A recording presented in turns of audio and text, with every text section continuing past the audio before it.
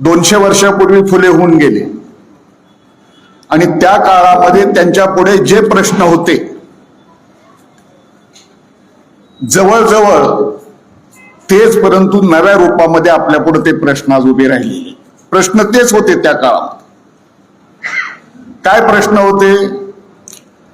फुल्यांच्या संदर्भामध्ये आकलन फुल्यांच्या सहकार्याचे नीट झालेलं नाही. फुल्यांच्या विरोधकाचा तर प्रश्नच नव्हता. आणि तीच गोष्ट डाव्या चळवळीच्या मार्क्सवादाच्या संदर्भात घडलेली आहे. या दोघांच्या संदर्भातलं महत्वाची गोष्ट ज्या ठिकाणी अडते ती गोष्ट अशी आहे की फुल्यांना आपण नेहमी समाज सुधारक म्हणतो. तर पहिली गोष्ट लक्षात घ्या की फुल्यांच्या काळामध्ये त्या पिढीत अनेक आगरकर, गोखले, अनेक समाज सुधारक होते. त्या परंपरेमध्ये जरी फुले असले तरी फुले हे परिवर्तनवादी होते, समग्र परिवर्तनाचा ध्यास घेणारे होते, प्रत्यक्ष कृती करणारे होते. तेव्हा त्यांना आपण समाज सुधारक म्हणण्याच्या ऐवजी समाज क्रांतिकारक म्हणलं पाहिजे. ही गोष्ट आपण पहिल्यांदा नीट लक्षात घेऊ. ते क्रांतिकारक होते. क्रांती या शब्दाचा अर्थ काय की जे जुनं जळमट आहे, समाज जीवनाला अडथळा करणार आहे, प्रगतीला अडथळा करणार आहे, शोषणाचा आहे, द्वेषाचा आहे, मत्सराचा आहे, ते मुळापासून बदलणं आणि एक नवं दिलासा देणारं, चांगलं, प्रेमाचं असं एक जग तयार करणं. ही जी दृष्टी मार्क्सची होती, ही दृष्टी फुल्यांची होती. तेव्हा फुले हे नुसते समाज सुधारक नव्हते, लक्षात घ्या. कुठल्याही अंगानं पाहिलं तर ते समाज सुधारक म्हणण्यापेक्षा त्यांना आपण समाज क्रांतिकारक म्हणूया. हे असं म्हणणं अत्यंत आवश्यक आहे. फुल्यांच्या संदर्भातल्या एका गोष्टीचं नीट आकलन करून घेणं आजच्या काळामध्ये आज गरजेचं आहे. काय आक्षेप घेतले फुल्यांच्या संदर्भामध्ये की फुले ब्राह्मण द्वेष्टे होते. आणि मग तसंच आपलं लक्षात ठेवलं की ते फुल्यांनी अशी भाषा वापरली, तसं केलं, ते ब्राह्मण द्वेष्टे होते. फुले ब्राह्मण द्वेष्टे नव्हते, फुले ब्राह्मण्याचे द्वेष्टे होते. आणि ब्राह्मण्य आजही आपल्या महाराष्ट्रात आणि आपल्या देशामध्ये, आपल्या समाज जीवनामध्ये आपल्याला दिसतं. सकाळपासून 2-3 वेळा त्या दिल्लीच्या जंतर मंतरवरच्या आंदोलनाचा उल्लेख झाला. त्याचं विश्लेषण केलं. काही जणाला पटलं, काही जणाला पटलं नसं, कोणी भर घालेल त्याच्यामध्ये. पण महाराष्ट्राच्या मुख्यमंत्र्यांनी त्या आंदोलनाबद्दल वापरलेली भाषा, ह्या भाषेला म्हणतात ब्राह्मण्य. काय भाषा वापरली की त्या आंदोलनामध्ये हौशे, गौशे आणि नवशे जमा झालेले होते. ही जी भाषा आहे ही आम्ही श्रेष्ठ आहोत, आम्हाला सगळं कळतं, आम्ही शहाणे आहोत आणि बाकीचे सगळे मूर्ख आहात, ही जी भाषा आहे ह्याला ब्राह्मण्य म्हणतात. आणि त्या ब्राह्मण्याला फुल्यांनी विरोध केला होता. तशीच आजच्या काळातली गरज आहे. कुठलीही गोष्ट शोषिताच्या, कष्टकऱ्याच्या, दलिताच्या, स्त्रियाच्या, मजुराच्या, कामगाराच्या, शेतकऱ्याच्या बाजूला मांडली, त्याचं आंदोलन उभं राहिलं की हे समाजामध्ये आतंकवाद निर्माण करायला निघाले, हे देशद्रोही आहेत, अशाच पद्धतीचं वर्णन केलं जातं. तर फुल्यांच्या संदर्भामध्ये फुल्यांच्याबद्दल असा आक्षेप, अनेक लोकांचा आक्षेप, म्हणजे या आक्षेपाची सुरुवात, आपल्याजवळ वेळ थोडा आहे, माझ्या अगोदरच्या सगळ्या सहकार्याने अत्यंत चांगले मुद्दे मांडलेत, त्याचं मी पुन्हा उजळणी करणार नाही. फुल्यांच्या बद्दल अशा आक्षेपाची जी सुरुवात झाली ती लोकमान्य टिळकांचे गुरु म्हणजे विष्णू शास्त्री चिपळूणकर यांच्यापासून झालेली सुरुवात आहे. त्यांनी जी त्या वेळेला मांडणी केली तीच मांडणी दीर्घकाळ समाजामध्ये चालत राहिली की फुल्यांना राजकारण कळत नव्हतं, फुल्यांना अर्थकारण कळत नव्हतं, फुल्यांच्या सगळ्या विचाराचा आम्ही सफाई केलेला आहे. आज जसं म्हणतात ना की फुकोयामानं सांगितलं की आता कम्युनिझम संपलेला आहे, पूर्णपणे संपलेला आहे, आता काही शिल्लक राहिलेलं नाही. चिपळूणकरांची सुद्धा हीच भाषा होती की फुले आता मी संपवून टाकलेले आहेत. तसं नाही झालं. महाराष्ट्रानं पाहिलं 200 वर्षानंतर फुले आज आहेत. चिपळूणकरांची आठवण कुणाला आहे नाही हा भाग वेगळा सोडून द्या. तिथपासून जी त्यांच्याबद्दलच्या आक्षेपाला सुरुवात झाली, फार मोठी आपण विचार करणारी मंडळी आहोत. महाराष्ट्राच्या वैचारिक सगळ्या आढाव्यामध्ये पाहिलं तर दीर्घकाळ फुल्यांची उपेक्षा कशी करता येईल याच दृष्टिकोनातून वैचारिक मांडणी करण्यात आली. चिपळूणकरांच्या काळात झाली, टिळकांच्या काळामध्ये तर तो धामधुमीचा काळ होता. त्याच्या पुढे आपण पाहिलं की अगदी या महाराष्ट्रामध्ये नव्या जगाचं दर्शन घडवणारं समाजवाद, गांधीवाद आणि मार्क्सवाद याचा एकत्र विचार करणारं आणि सत्याग्रही समाजवाद मांडणारं आचार्य जावडेकरांच्या पुस्तकामध्ये सुद्धा फुल्यांच्या कार्याबद्दल एखादा दुसरा शब्द आहे धावता धावता उल्लेख करावा म्हणून केलेला तुम्हाला दिसतो. म्हणजे चिपळूणकरांना जे सांगितलं तेच जावडेकरांना सांगितलं, जावडेकरांना जे सांगितलं तेच प्रभाकर पाद्यांनी सांगितलं, प्रभाकर पाद्यांनी जे सांगितलं तेच टिकेकरांनी सांगितलं, टिकेकरांनी जे सांगितलं तेच गोपू देशपांड्यांनी सांगितलं. म्हणजे सगळी ही परंपरा त्याच पद्धतीनं फुल्यांना बाजूला ढकलणारी, अज्ञानात ढकलणारी आणि चर्चेच्या परिघावर घेऊन जाणारी परंपरा राहील. आणि म्हणून आपल्याला खास करून या काळामध्ये विचारला प्रश्न तेच आहेत मित्रांनो, प्रश्न तेच आहेत, फक्त रूप त्याचं बदललंय. 200 वर्षानंतर सुद्धा फुले ज्या शेतकऱ्यांचा प्रश्न घेऊन उभे राहिलेले होते, ड्यूक ऑफ कॅनॉटच्या पुढे 1884-85 साली ते जेव्हा उभे राहिले आणि त्या सभागृहामध्ये त्या इंग्रज राजपुत्राचे कौतुक करणारे अनेक सरदार, जहागीरदार, जमीनदार बसलेले होते आणि ते सांगत होते की तुमच्या काळामध्ये इंग्रजाची परिस्थिती सुधारली. त्या सगळ्यांना फुल्यांनी उत्तर दिलं आणि त्या ड्यूकला सांगितलं की मी ज्या वेशात आहे, तो वेश कसला वेश आहे आपल्याला माहित आहे, सगळ्या खांद्यावर घोंगडं, लंगोटी लावलेली, मी ज्या वेशात आहे त्याच वेशामध्ये या देशातला शेतकरी आहे आणि तो त्या वेशात आहे, तसाच आजच्या परिस्थितीमध्ये शेतकरी राहिलेला आहे, तशाच वेशामध्ये राहिलेला आहे. फुल्यांनी, बाबासाहेबांनी स्वातंत्र्य लढ्याच्या चळवळीमध्ये जाण्यासाठी प्रतिरोध केला, ते इंग्रजाचे हस्तक होते अशा पद्धतीचा त्यांच्यावर आक्षेप घेतला गेला. पण या पाठीमागचं विश्लेषण पाहिलं नाही, ते विश्लेषण जर त्या काळातलं आपण नीट लक्षात घेतलं असतं तर आज हे चित्र आपल्या पुढे उभं राहिलं नसतं. मित्रांनो, काय सांगत होते फुले? फुले सांगत होते नुकतीच कुठंतरी 1885 काँग्रेसची स्थापना झालेली होती. फुले नंतर गेलेच थोड्या दिवसामध्ये. फुले त्यांना त्याच काळात सुद्धा म्हणत होते की ही भटाची आणि शेठजी भटजीची काँग्रेस आहे, तिथं माझ्या लोकांचा काहीही संबंध नाही, माझ्या प्रश्नाची मांडणीच या ठिकाणी नाही. आणि नीट पहा, त्या स्वातंत्र्य आंदोलनाचा इतिहास पाहिला तर आपल्याला काय दिसतं की त्या काळात जो चकवा बसला, देशाला स्वातंत्र्य मिळते असं म्हटल्यानंतर त्याच्यामध्ये काँग्रेसमध्ये जे प्रतिगामी लोक, भांडवलदार लोक सहभागी झाले आणि त्या काळापासून या देशाला जी कलाटणी दिली ते वातावरण अजून आपल्या पुढे शिल्लक राहिलेले, तसंच राहिले. फुल्यांच्या संदर्भामध्ये आपण विचार करताना म्हणतो की फुल्यांना वर्ग कळला नाही. बरोबर आहे, फुल्यांच्या सगळ्या चर्चेमध्ये वर्ग हा शब्द कुठेही येत नाही. शब्द काय येतो? वंश येतं, जात येते, पंथ येतो. आणि वर्गाची व्याख्या करत असताना जेव्हा अतिरेक होतो की आर्थिक वर्ग म्हणजेच वर्ग, याशिवाय इतर वर्ग कुठला नसतो, अशी जी काही पुतिनिष्ठ समजूत ज्या लोकांची झाली त्यांनी फुल्यावर आक्षेप घेतला की फुल्यांना वर्ग कळला नाही. लक्षात घ्या की महाराष्ट्रातले एक प्रसिद्ध विचारवंत डॉक्टर गंबा सरदार यांनी एका ठिकाणी नमूद केलेलं आहे की या देशातला, या राज्यातला पहिला पुरुष की ज्याला या भारतामध्ये वर्ग कळले, त्या वर्गाचं अस्पष्ट रूप का होईना कळलं आणि त्या वर्गाची मांडणी करण्याचा प्रयत्न केला, हे सरदारांना त्याबद्दल सांगितलं. अशाच पद्धतीचं लिखाण तुम्हाला तर्कतीर्थ लक्ष्मण शास्त्री जोशी यांच्या लिखाणामध्ये सापडेल की फुल्यांना वर्ग कळत होता का नव्हता. वर्ग म्हणजे आर्थिक वर्ग हे मार्क्सने सांगितलं नाही बरं का आपल्याला, हे आपणच आपल्या डोक्यामध्ये घट्ट करून ठेवलं की आर्थिक लढा म्हणजेच वर्ग, आर्थिक संघर्ष म्हणजेच वर्ग संघर्ष, आर्थिक संघर्ष म्हणजेच क्रांतिकारक संघर्ष, सामाजिक संघर्ष म्हणजे दुय्यम संघर्ष. हा जो काही भेद आपण केलेला आहे तो भेद आपल्याला नीट न आकलन झाल्यामुळं झालेला भेद आहे, लक्षात घ्या. फुल्यांच्या चिंतनातून आज ज्या चळवळीची माझ्या अगोदरच्या वक्त्याने अत्यंत चांगली मांडणी केली, दोन्ही वक्त्यांनी, ते बालाघाटे सर तर 2-4 मिनिटच बोलले पण अत्यंत महत्वाचे बोललेत बरं का. त्यांनी जे आपल्याला दिशा दिली ती अत्यंत महत्वाची की फुल्यांच्या चिंतनातून कुठल्या चळवळी सगळ्या प्रश्नामध्ये जे चळवळी सुरू झाल्या त्या चळवळी आज आपल्या पुढे आहेत.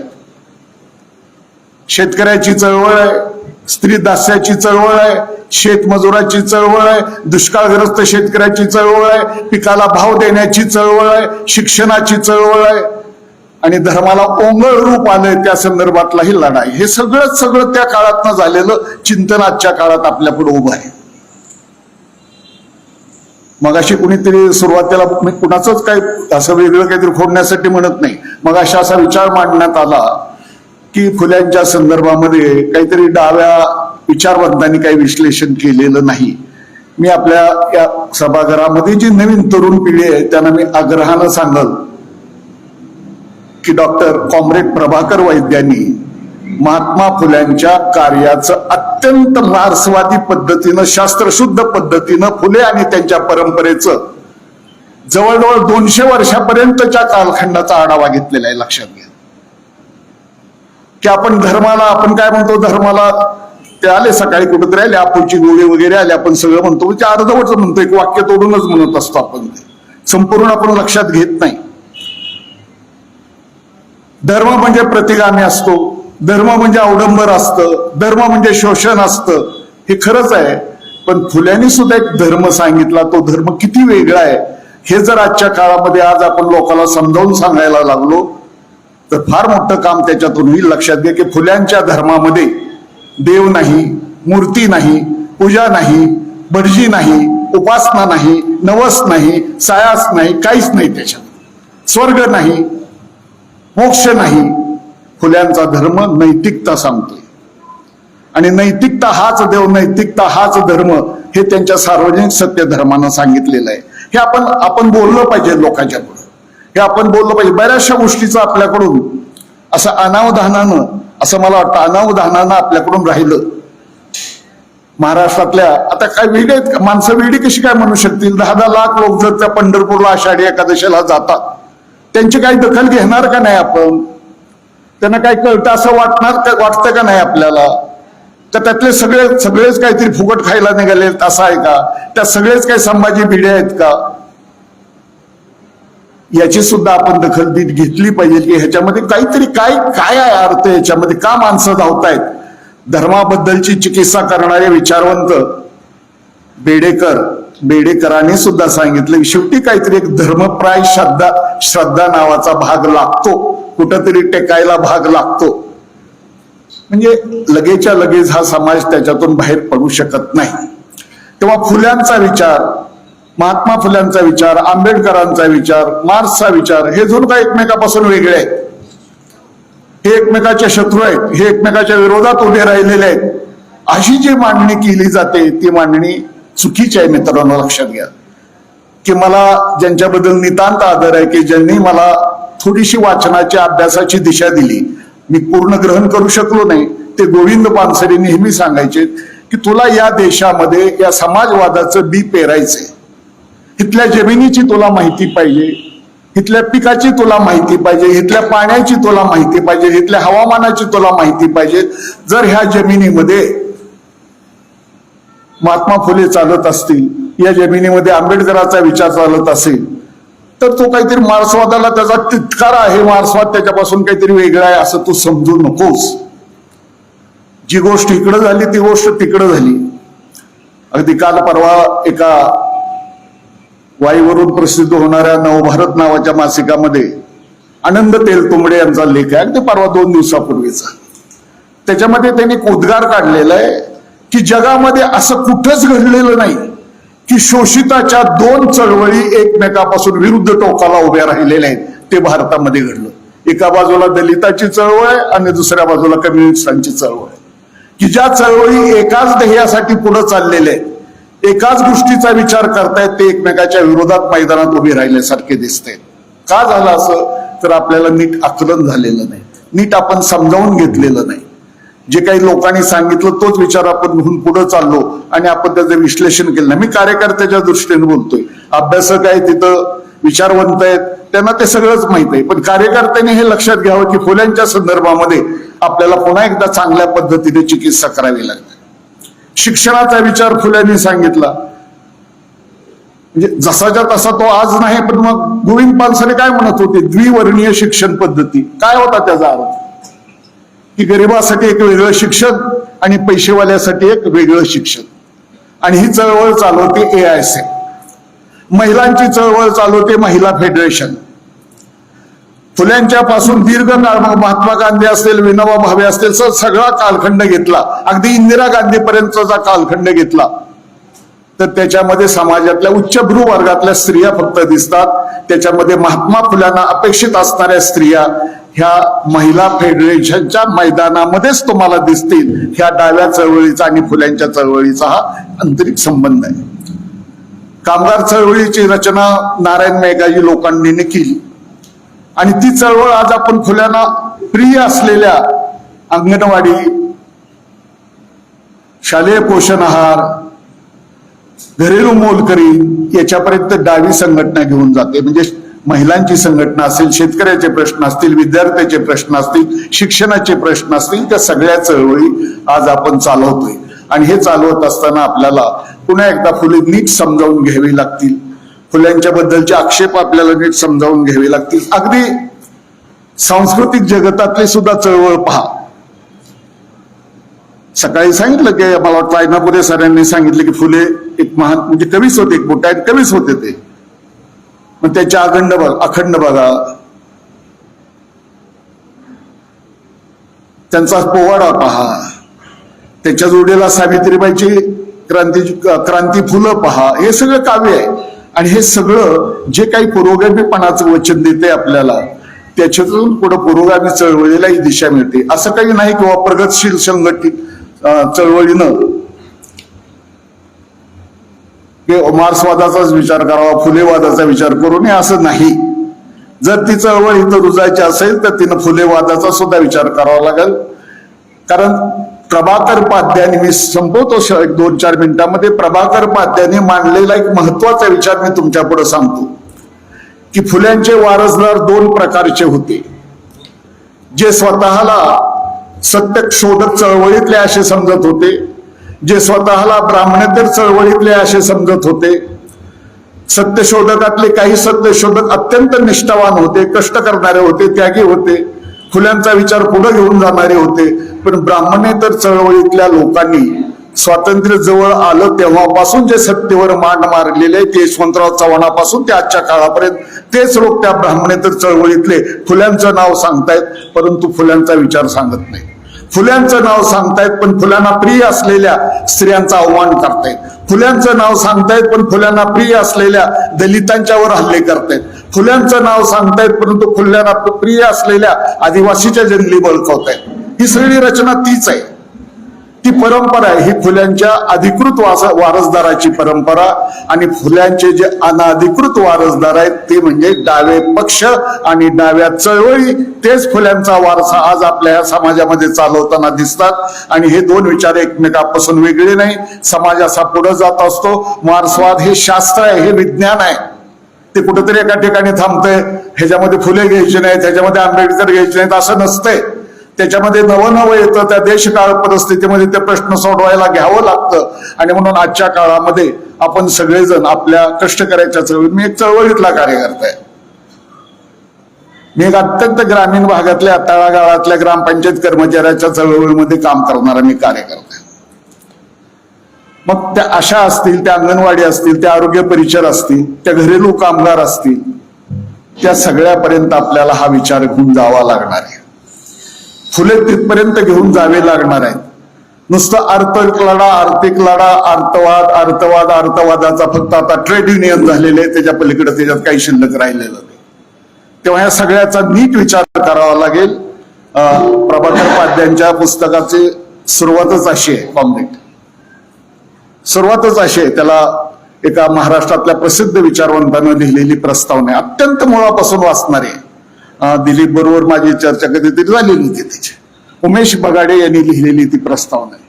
अत्यंत अभ्यासू आणि आपल्याला उपयुक्त असणारी प्रस्तावना आहे. त्याचं पहिली 2 वाक्य काय आहेत की ज्यांना आपले पक्ष, आपल्या संघटना बळकट करायच्या असतात त्यांनी आत्मटीका करून घेणं हे पहिल्यांदा परिहार्यच असतं. आणि अशी आत्मटीका जेव्हा आपण करून घेऊ, तेव्हा आपल्याला अशी ताकद तयार होईल की जो अंतोनियो ग्रामसीनं सांगितलेली ताकद, की शत्रूच्या दुबळ्या स्थानावर हल्ला न करता शत्रूच्या शक्ती स्थानावर हल्ला करण्याची ताकद आपल्याला फुल्यांच्या विचारातून आजच्या काळात मिळू शकते. आणि म्हणून आज हा विचार अत्यंत महत्वाचा आहे.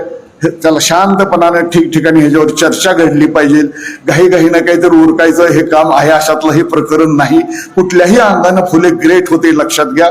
स्त्रीवादी चळवळीनं फुले आता सांगितले पाहिजेत. किती दिवस फुल्यांच्या सारखा स्त्रियांची अत्यंत निष्ठेनं शेवटपर्यंत बाजू घेणारा एकही समाज क्रांतिकारक सुधारक तुम्हाला दिसणार.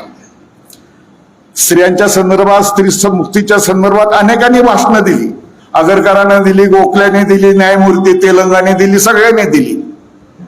पण वेळ आले की दुसरं लग्न केलं. वेळ आलं की 8 वर्षाच्या मुलीचं लग्न केलं. फुले हे असे एक स्त्रियाच्या चळवळीचे समर्थक आहेत की त्यांनी त्यावेळीच्या समाजात आणि आजच्या समाजात सुद्धा ज्याला उपेक्षेनं पाहिलं जातं, अपमानानं पाहिलं जातं, त्यांनी बुद्धिकाची कसोटी त्यांनी सहन केली. परंतु त्यांनी दुसरं लग्न केलेलं नाही. ही गोष्ट फार महान आहे, लक्षात घ्या. सगळ्या चळवळीचा आढावा तुम्ही अशा पद्धतीने घेऊ शकता. सगळ्या चळवळीचा आढावा. शिक्षणाबद्दल ते सांगत होते. काय शिक्षण? की शिक्षणाचा विस्तार का उच्च शिक्षणाचा विकास? आज काय दिसतंय महाराष्ट्रात? पराटके पार जरी मराठी साहित्य संमेलन गेलं असलं तरी आज महाराष्ट्रात हजारो शाळा, मराठी शाळा बंद व्हायला लागलेल्या आहेत. हा साधा सोपा आपल्या पुढे दिसणारा प्रश्न. हजारो मराठी शाळा बंद व्हायला लागलेल्या आहेत. शिक्षणाचा तोच प्रश्न आहे. फुले ते सांगत होते की वाड्या वस्तीवर शाळा असू द्या, त्या समाजातल्या शिक्षकांकडून त्यांना शिकवू द्या. वरच्या समाजाला शिक्षण मिळेल म्हणजे खाली पाजरून येईल असं काही समजू नका. प्रत्येकाला वेगवेगळ्या पद्धतीनं शिक्षण द्या, वेगवेगळ्या पद्धतीनं भरवा. हे सगळं राहिलं आणि शिक्षणाचं खाजगीकरण सुरू झालं. या शिक्षणाच्या खाजगीकरणाच्या विरोधामध्ये सुद्धा डाव्या विद्यार्थी संघटनेनंच या देशामध्ये पहिला आवाज उठवला आणि ती संघटना म्हणजे ऑल इंडिया स्टुडंट फेडरेशन. शिक्षणाच्या खाजगीकरणामध्ये मैदानात उभी राहिलेली ती संघटना आहे. नवीन शैक्षणिक धोरणाला विरोध करणारी ती संघटना आहे. अगदी जागतिकीकरणाची 1990 सालाला सुरुवात झाली तेव्हा त्यापासून जे आज ह्या समाजामध्ये दुःख दैन्य देणारे जे प्रश्न उभे राहिले त्या सगळ्या प्रश्नाला डावे पक्ष त्या काळात विरोध करत होते. आणि डावे पक्ष त्याच्याबद्दल बोलत असताना समाजातले इतर माणसं टिंगल करत होते, टवाळी करत होते. ह्यांना नवं काही सहनच होत नाही, ह्यांना यंत्रयुगाचं स्वागतच करता येत नाही, हे जुनाट विचारसरणीला चिटकून राहिलेले आहेत. हा जो काही दावा होता तो सगळा दावा आता फोल ठरलेला आहे. फोल ठरलेला आहे आता त्या जंतर मंतरच्या आंदोलनामध्ये तर ते स्पष्टच झालेलं आहे. तर सगळ्या क्षेत्रातल्या ज्या चळवळी आहेत त्या चळवळी फुल्यांशी साम्य दाखवतायत. आणि शेवटी सांगतोय मी, अगदी शेवटचे सांगतो की काय जाहीरनामामध्ये कोणाचा उल्लेख आहे? जाहीरनामा काय सांगतो कम्युनिस्टाचा? समाजातले पीडित, शोषित, दलित जे कोणी आहेत त्याच्यासाठी तर संघर्ष आहे. आणि तो संघर्ष फुल्यांनी स्त्री, शूद्रादिशूद्र, दलित या भाषेमध्ये मांडलेला आहे. भाषेचा फरक आहे, वर्ग तोच आहे, गट तोच आहे. तेव्हा हा विचार आपण सगळ्यांनी अगदी सविस्तरपणानं समाजापर्यंत जाऊ द्यावा. प्रबोधनाच्या क्षेत्रामध्ये, सांस्कृतिक जीवनाच्या क्षेत्रामध्ये प्रगतिशील लेखक संघ जे काम करत आहे ते अत्यंत मोलाचं आहे. तरी सुद्धा माझ्यासारख्या चळवळीतल्या कार्यकर्त्याला वाटतं की ह्याच्या जोडीला अण्णाभाऊ साठे साहित्य संमेलन हे सुद्धा असलं तर आजच्या काळातली या कष्टकरी वर्गाची गरज ते भागवू शकते. ही अशी माझी खंत आहे. ही खंत मी तुमच्या पुढे सांगतो कारण 15 वर्ष त्या संमेलनाला जमा झालेली समाजातल्या कष्टकरी, दलित, शोषित वर्गातली संख्या आणि जर पाहिली तर याचा अर्थ असा आहे की त्या वर्गाला प्रबोधनाची भूक आहे, त्याला सांस्कृतिक जीवनाची भूक आहे आणि ती भूक आपण भागवली पाहिजे. ती भागवली नाही तर आपण एकीकडे अण्णाभाऊ साठेंचं नाव फक्त घेऊ, तिकडे फडणवीस कालपासूनच भाषण करायला लागलेत की आम्ही आता अण्णाभाऊ साठेंचं स्मारक असं करणार आहे, तसं करणार आहे, तसं करणार आहे. त्याच्या अगोदर गाफील राहिलो आपण. ते गाफील राहिल्यानंतर मनोहर जोशीनं वाटेगावला स्मारक करून टाकलं आणि ते आपण नुसतं बोलतच राहिलो. ह्या सगळ्या गोष्टी नीट या काळाच्या पार्श्वभूमीवर लक्षात घेऊया. बरंचसं प्रश्न खूप आहे, त्या सगळ्या प्रश्नाला सविस्तरपणानं बोलायचं हे नाही. माझा मुद्दा शेवटचा कळकळीचा इतकाच आहे की फुले आता आपल्या सगळ्या चळवळीमध्ये नेऊन पोचवा. सगळ्या चळवळीमध्ये फुले घेऊन पोचवायला पाहिजे. मगाशी चर्चा झाली, मी काय साहित्यिक नाही, कादंबरीकारांची मगाशी चर्चा झाली आहे की नाही, की ऐसा काय बेभंग म्हणावं का काय म्हणावं का कशाला काय म्हणावं ते. मला इतकं कळतं की साहित्य असं असावं की जे अण्णाभाऊंनी सांगितलं, मी माझ्या माणसात राहतो, त्यांची सुखदुःख पाहतो, त्यांना समजेल त्या भाषेमध्ये बोलतो, त्यांना समजेल त्या भाषेमध्ये लिहितो. हेच प्रगतिशील लेखक, प्रगतिशील साहित्याची खूण असते. आणि ती खूण आपल्याला महात्मा फुल्यांच्या साहित्यामध्ये, भाषेमध्ये दिसते. म्हणून तर त्याने 1885 साली रानड्याने पाठवलेलं त्या ग्रंथ उत्तेजक सभेचं निमंत्रण नाकारलं, की काय माझी भाषा तिथं नाही, माझी माणसं तिथं नाही, माझा वर्ग तिथं नाही, माझी चर्चा तिथं नाही, तुमच्या संमेलनात मी येऊन काय करू. सकाळी ऐनापुरे सरांनी एक मुद्दा उपस्थित केला, मी त्याच्यावर जास्त बोलत नाही. एका वेळेला मला असं वाटतं की एका वेळेला 2 व्यासपीठावर प्रगतिशील लेखक संघाच्या लोकांना जाता येणार नाही. तुम्ही या व्यासपीठावर आला तर मराठी साहित्य संमेलनाच्या व्यासपीठावर तुम्ही असू शकत नाही. तिथली चर्चा वेगळी आहे, तिथलं वातावरण वेगळं आहे, तिथली सगळी परिस्थिती वेगळी आहे. तेव्हा एकमेकामध्ये ते मिसळण्याचा प्रयत्न करू नये असं मला वाटतं. असा प्रयत्न झाला, असा प्रयत्न करणाऱ्या माणसानेच पण ह्या फुले आंबेडकरांच्या अण्णाभाऊ साठेच्या संमेलनाचं मार्गदर्शन केलं पुढच्या काळामध्ये. बरं का, मी नाव घेत नाही, तुमच्यापैकी सगळ्यांना ते माहित आहे की त्यांनीच हे सगळा प्रयत्न पुढच्या काळामध्ये करून टाकला. मी या ठिकाणी जरा जास्तच बोललो, माझ्याकडे पाहतो मी हा सगळं सेक्रेटरी फार गडबड करायला लागलो, पण तुम्हीच मला वेळ घालवलाय, तुम्हीच मला शिस्त मोडली, त्याच्यामुळे आम्हाला असं थोडक्यात अटपावं लागलं. तेव्हा अशा चर्चेला, तुमच्याही चर्चा होऊ द्या, तुम्ही आणि वेगळं नाही, तुमच्याही चर्चा होऊ द्या, पण फुल्यांच्या चर्चेला सुद्धा वेळ शिल्लक ठेवेल अशा पद्धतीचं नियोजन करा. मी जे काही बोललो ते आपण लक्षात घ्यावं.